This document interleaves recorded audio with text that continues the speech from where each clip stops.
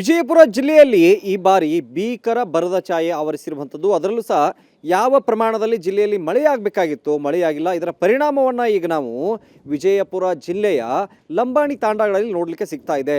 ವಿಜಯಪುರ ಜಿಲ್ಲೆಯಾದ್ಯಂತ 172ಕ್ಕೂ ಅಧಿಕ ಇದರಲ್ಲಿ ಲಂಬಾಣಿ ತಾಂಡಗಳಿದ್ದಾವೆ. ಇಲ್ಲಿ ಏನಂತಂದರೆ ಈ ಮಳೆ ಆಗದೇ ಇರುವಂಥದ್ದು, ಈ ಬರಗಾಲದ ಛಾಯೆಯ ಪರಿಸ್ಥಿತಿ ನಮಗೆ ನೋಡಲಿಕ್ಕೆ ಸಿಗ್ತಾ ಇರುವಂಥದ್ದು. ಗುಳೆ ಅಂತಕ್ಕಂಥದ್ದು ಮಹಾ ಪಿಡುಗು ಮೊದಲಿಂದನೂ ಕೂಡ ಈಗ ಮತ್ತೆ ಏನಂದರೆ ಆ ಪಿಡುಗು ಇಲ್ಲಿ ಕಾಣಿಸ್ತಾ ಇರುವಂಥದ್ದು. ಇಲ್ಲಿ ನೋಡ್ಬೋದು ನಾವು ಲಂಬಾಣಿ ತಾಂಡ ಮದಬಾವಿ ತಾಂಡ 1ರಲ್ಲಿದ್ದೀವಿ. ಇಲ್ಲಿ ನೀವು ಮನೆಗಳನ್ನು ಗಮನಿಸ್ಬೋದು ಯಾವ ರೀತಿಯಾಗಿ ಮನೆಗಳು ಇಲ್ಲಿದ್ದಾವೆ ಅನ್ನುವಂಥದ್ದು. ಅಂದರೆ ಮನೆಗಳಿಗೆ ಬೀಗ ಹಾಕಿದ್ದಾರೆ, ಮುಳ್ಳು ಕಂಟಿಗಳನ್ನು ಹಚ್ಚಿದ್ದಾರೆ. ಇಲ್ಲಿಂದ ಏನಂತಂದರೆ ಜನ ಮಹಾರಾಷ್ಟ್ರ, ಗೋವಾ, ಬೇರೆ ಬೇರೆ ರಾಜ್ಯಗಳಿಗೆ ಗೂಳೆ ಹೋಗಿರುವಂಥದ್ದು. ಕಾರಣ ಏನಂತ ಹೇಳಿದರೆ ಚೆನ್ನಾಗಿ ಮಳೆಯಾಗಿದ್ದರೆ ಅವರಿಗೆ ಇಲ್ಲಿ ಕೃಷಿ ಚಟುವಟಿಕೆಗಳು ನಡೀತಾ ಇದ್ವು. ಸಾಕಷ್ಟು ಪ್ರಮಾಣದ ಕೃಷಿ ಚಟುವಟಿಕೆಗಳು ಇರೋದ್ರಿಂದಾಗಿ ಅವರಿಗೆ ಉದ್ಯೋಗಗಳು ಸಹ ಸಿಗ್ತಾ ಇದ್ವು. ಆದರೆ ಈಗ ಏನಾಗಿದೆ, ಮಳೆ ಆಗದೇ ಇರೋದ್ರಿಂದಾಗಿ ಈಗ ಯಾವುದೇ ಕೃಷಿ ಚಟುವಟಿಕೆಗಳು ನಡೀತಾ ಇಲ್ಲ, ಎಲ್ಲವೂ ಕೂಡ ಸಂಪೂರ್ಣ ಬಂದಾಗಿರುವಂಥದ್ದು. ಬಿತ್ತನೆಯೇ ಸಾಕಷ್ಟು ಪ್ರಮಾಣದಲ್ಲಿ ಆಗಿಲ್ಲ ಅಂದಾಗ ಕೃಷಿ ಚಟುವಟಿಕೆ ಇಲ್ಲ ಸಿಗ್ತವೆ. ಮತ್ತೊಂದು ಕಡೆ ಇನ್ನೊಂದು ಮನೆಯನ್ನು ತಾವು ಗಮನಿಸ್ತಾ ಇದ್ದೀರಿ. ಇಲ್ಲಿ ಸಹ ನೋಡ್ಬೋದು ಮನೆಗೆ ಮುಳ್ಳುಕಂಟಿಯನ್ನು ಹಾಕಿದ್ದಾರೆ. ಇನ್ನೊಂದು ಕಡೆಗೆ ಆ ಮನೆಗೆ ಬೀಗವನ್ನು ಜಡಿದು ಮನೆಯ ಮಾಲೀಕರು ಅಂದರೆ ಗುಳಿಯನ್ನು ಹೋಗಿರುವಂಥದ್ದು. ಅಂದರೆ ಮಹಾರಾಷ್ಟ್ರ ಹೋಗ್ತಾರೆ, ಆಮೇಲೆ ಸಾತಾರ ಭಾಗದಲ್ಲಿ ಹೋಗ್ತಾರೆ. ಇನ್ನೊಂದು ಕಡೆಗೆ ಗೋವಾದ ಪಣಜಿ ಆ ಕಡೆಗೆ ಈ ಕಡೆಗೆಲ್ಲನೂ ಸಾಕಷ್ಟು ಕಡೆಗಳಲ್ಲಿ ಏನಂತಂದರೆ ಅವರು ಗುಳಿಯನ್ನು ಹೋಗ್ತಾರೆ. ಅಂದರೆ ಅಲ್ಲಿ ಕೆಲಸವನ್ನು ಆಶ್ರಯಿಸ್ಕೊಂಡು ಹೋಗ್ತಾರೆ. ಯಾಕಂತ ಕೇಳಿದ್ರೆ ಇಲ್ಲಿ ಮಳೆ ಆಗದೇ ಇರೋದ್ರಿಂದ, ಬರದ ಛಾಯೆ ಇರೋದ್ರಿಂದಾಗಿ ಅವರಿಗೆ ಸಾಕಷ್ಟು ಪ್ರಮಾಣದಲ್ಲಿ ಇಲ್ಲಿ ಮಾಡೋದಕ್ಕೆ ಕೆಲಸಗಳು ಸಿಗೋದಿಲ್ಲ.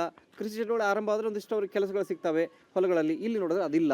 ಹೀಗಾಗಿ ಏನಂತಾರೆ ಇಲ್ಲಿ ನಮ್ಮ ಜೊತೆಗೆ ಒಬ್ಬರು ತಾಯಿ ಅಂದರೆ ಅವ್ರನ್ನೇ ಮಾತನಾಡ್ಸೋಣ. ಅಮ್ಮ, ಇದೆಲ್ಲ ಜನ ಎಲ್ಲ ಮನೆಗೆಲ್ಲ ಕೀಲಿ ಹಾಕಿದಾರಲ್ಲ, ದೇಶಕ್ಕೆ ಹೋಗ್ಯಾರಪ್ಪ, ಎಲ್ಲ ಬಂದಿಲ್ಲ ಅವರು ಇನ್ನ. ಹಾಂ, ಅಂದರೆ ಇಲ್ಲಿಂದ ಕಡೆ ಹೋಗ್ತಾರ್ರಿ? ಸಾತಾರ, ಕರಾಡ, ಮುಂಬೈಗೆ ಹೋಗ್ತಾರೆ. ಈ ಕಡೆ ದೂರ ಸಲಾಪುರಕ್ಕೆ ಹೋಗ್ತಾರೆ.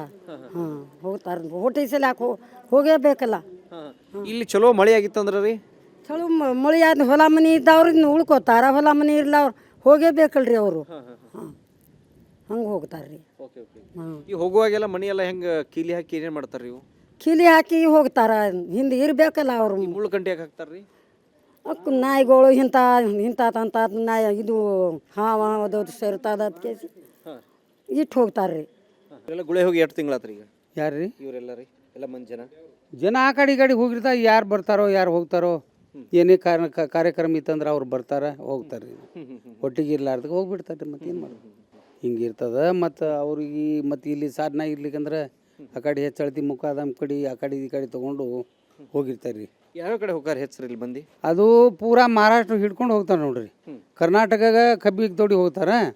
ಅರ್ಧ ಮಂದಿ ಇದಕ್ಕೆ ಹೋಗ್ತಾರೆ ರೀ ಮಹಾರಾಷ್ಟ್ರಗೆ ಮಣ್ಣಿನ ಕೆಲ್ಸಕ್ಕೆ ಆ ಕಡೆ ಹೋಗ್ತಾರೆ. ಮತ್ತು ಇದ್ದೀವು ಕಬ್ಬಿಗೆ ಅವು ಈಗ ಕರ್ನಾಟಕ ಹೋಗ್ತಾರೆ ಮಂದಿ. ಗೋವಾ ಕಡೆಗೆಲ್ಲ ಹೋಗ್ತಾರೆ. ಹಾಂ ರೀ, ಎಲ್ಲ ಕಡೆ ಹೋಗ್ತಾರೆ. ಇವು ಹೋಗೋತ್ನಾಗ ಈ ಮನೆಯೆಲ್ಲ ಹೆಂಗೆ ಭದ್ರಪಡಿಸಿ ಹೋಗ್ತಾರೆ ರೀ ಇವರು?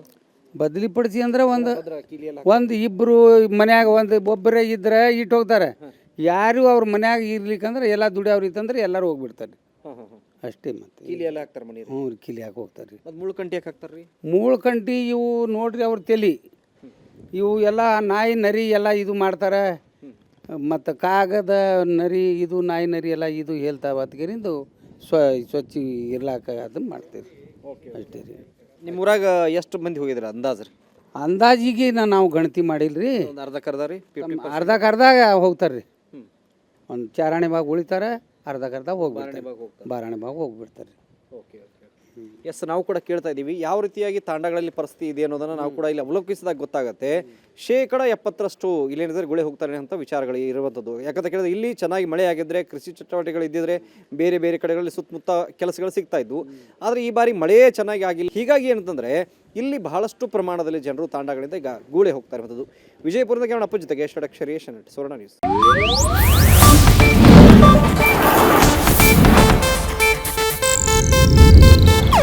ಇದು ಏಷ್ಯಾನೆಟ್ ನ್ಯೂಸ್ ನೆಟ್ವರ್ಕ್ ಪ್ರಸ್ತುತಿ.